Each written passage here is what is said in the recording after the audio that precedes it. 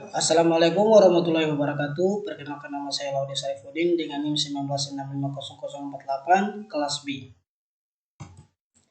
Di sini saya akan menjelaskan tentang data jurnal yang saya ambil dengan judul jurnal Sistem Pakar untuk Diagnosa Hama dan Penyakit pada Bunga Krisan menggunakan Forward Keying.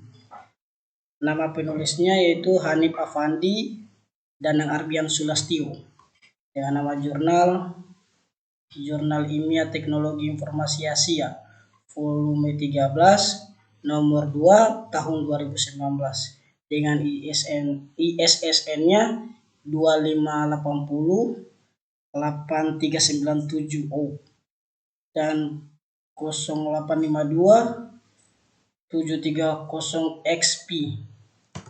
Langsung saja kita ke materinya. Di sini saya akan menjelaskan bunga krisan adalah jenis tumbuhan berbunga yang sering ditanam sebagai tanaman hias atau bunga petik petani. Bunga krisan rata-rata mempunyai pengetahuan yang kurang mengenai hama dan penyakit pada bunga krisan yang susah untuk diidentifikasi, sehingga terlambat dalam melakukan penanganan dan pencegahan yang nantinya akan berakibat pada menurunnya hasil panen bunga krisan. Aplikasi sistem pakar dalam pengambilan keputusannya menggunakan mesin inferensi seperti forward keying yang bekerja dengan menelusuri kasus-kasus berdasarkan ruler-ruler pada pohon keputusan, diagnosa hama dan penyakit menggunakan metode forward keying. Selanjutnya, sistem pakar yang akan dibangun digunakan untuk mendiagnosa penyakit pada bunga krisan dengan metode forward keying yang akan digunakan untuk mencocokkan gejala-gejala yang berupa pertanyaan yang nantinya akan dijawab oleh user dengan role yang ada. Kemudian akan didapatkan kesimpulan.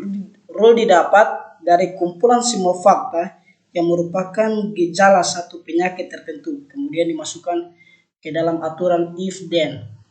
Hasil output sistem berupa nama penyakit, pengobatan, dan pengendalian. Bisa dilihat pada gambar di bawah. Selanjutnya, sistem pakar diagnosi penyakit bunga krisan membutuhkan basis pengetahuan untuk membantu menentukan penyakit bunga krisan. Basis pengetahuan ini berisi data-data yang dibutuhkan oleh sistem. Basis pengetahuan yang dibutuhkan sistem terdiri dari gejala-gejala, jenis penyakit, keterangan setiap penyakit, solusi pengobatan dan pencegahannya. Dalam perancangan basis pengetahuan ini menggunakan kaidah produksi sebagai sarana untuk representasi pengetahuan berdasarkan pakar bunga krisan, yaitu Bapak Misnan yang berprofesi sebagai ketua kelompok tani di desa Poncokusumo, Kabupaten Malang. Terdapat beberapa penyakit bunga krisan dan gejala yang ditimbulkan serta penanganannya.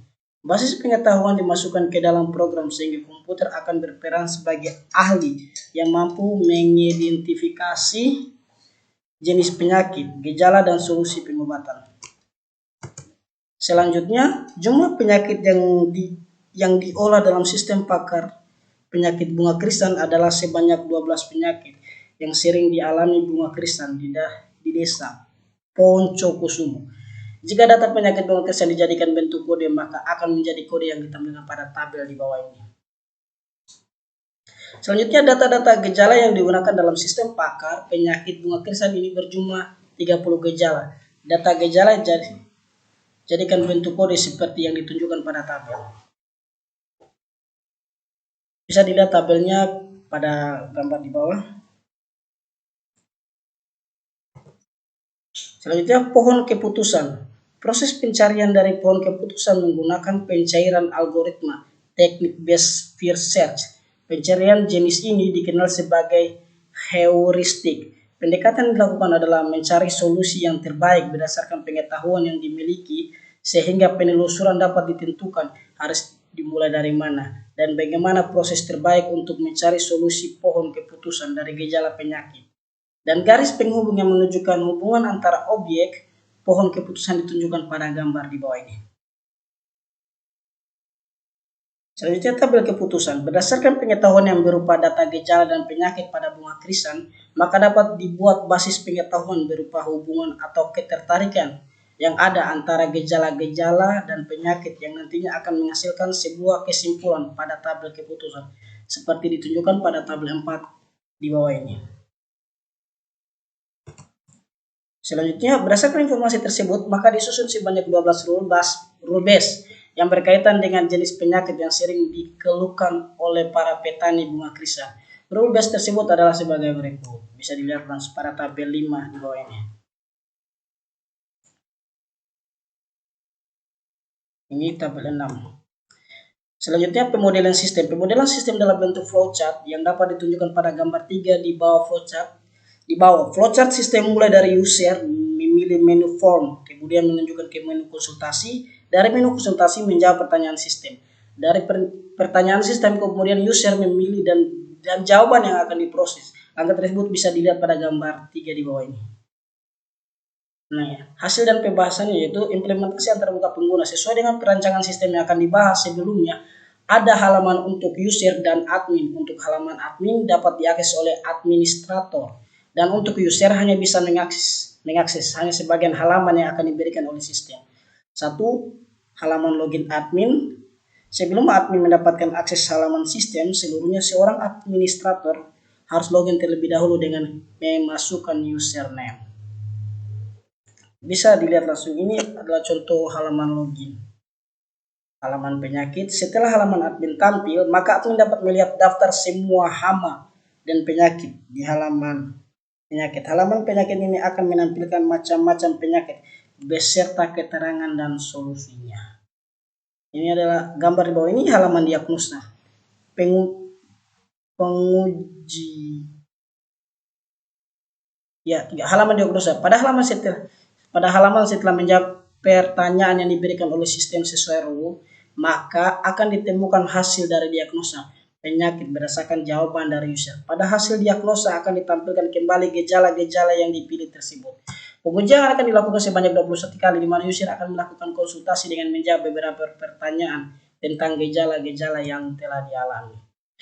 Judul jurnal yang kedua yaitu diagnosis penyakit diabetes pada masyarakat awam menggunakan metode backward chaining dengan penulisnya Don Lutfan dengan nama Jurnal Sistem Informasi dan Teknologi volume 1 nomor 4 tahun 2019 dengan ISSN-nya 26863154. Langsung saja pada materinya. Sistem pakar adalah sistem komputer yang ditunjukkan untuk meniru semua aspek atau emulatis kemampuan mengambil keputusan atau bisa disebut decision making seorang pakar. Sistem pakar memanfaatkan secara maksimal pengetahuan khusus layaknya seorang pakar untuk memecahkan masalah. User memberikan informasi atau fakta kepada sistem dan memberi respon berupa saran ahli atau bisa disebut advice atau expertise secara internal. Sistem terdiri dari dua komponen utama yaitu basis pengetahuan atau knowledge basic berisi pengetahuan yang akan digunakan oleh komponen lainnya yaitu mesin inferensi atau inferensi engine untuk menghasilkan kesimpulan sebagai respon terhadap query yang dilakukan user. Gambar 1 di bawah ini mengilustrasikan konsep dasar sistem pakar berbasis pengetahuan atau knowledge based expert system. Ini gambarnya konsep dasar fungsi sistem pakar berbasis pengetahuan.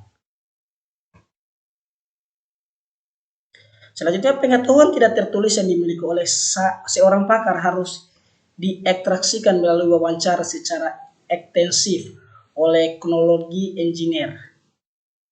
Proses pengembangan sistem pakar yang berhubungan dengan perolehan pengetahuan dari pakar maupun sumber lain dan codingnya disebut sebagai knowledge engineering. Tahapan pembangunan sistem pakar secara umum terlihat pada gambar di bawah ini. Selanjutnya, adapun arsitektur sistem pakar terlihat pada gambar di bawah. Pada umumnya, antar muka pemakai juga berfungsi untuk menginputkan pengetahuan baru ke dalam basis pengetahuan sistem pakar, menampilkan fasil penjelasan sistem dan memberikan tuntunan pengguna sistem secara menyeluruh langkah demi langkah sehingga pemakai mengerti apa yang harus dilakukan terhadap sistem. backward scanning atau runut balik. Runut balik atau backward scanning merupakan strategi pencarian yang arahnya kebalikan dari runut maju atau forward scanning. Proses pencarian dimulai dari tujuan, yaitu kesimpulan yang menjadi solusi permasalahan yang dihadapi. Selanjutnya pada metode inferensi dengan backward scanning akan mencari aturan atau rule yang memiliki konsekuen atau den klausa yang mengarah kepada tujuan yang diskenariokan atau diinginkan. Gambar 4 di bawah ini adalah diagram backward scanning atau runut balik. Langkah-langkah kerja backward scanning berisi tahapan-tahapan sistematis yang dilakukan dalam menyelesaikan permasalahan yang akan diteliti dan yang berhubungan dengan metode backward scanning. Adapun langkah-langkah kerja backward scanning dapat dilihat pada gambar 5. Di sini saya akan menjelaskan perbedaan kedua jurnal yang saya jelaskan. Jurnal yang pertama menggunakan metode forward scanning dan pengujiannya yang digunakan yaitu pengujian akurasi dengan data uji sebanyak 21 pengujian. Jurnal yang kedua menggunakan backward scanning dengan menggunakan pendekatan goal driven dan hasil dari pengujian metode ini adalah bahwa pengguna memahami bahaya diabetes dan tahu bagaimana cara mencegahnya. Mungkin sampai di sini saja yang bisa saya jelaskan, lebih dan kurangnya mohon dimaafkan. Akhir kata, wabillahi taufiq wal hidayah. Wassalamualaikum warahmatullahi wabarakatuh.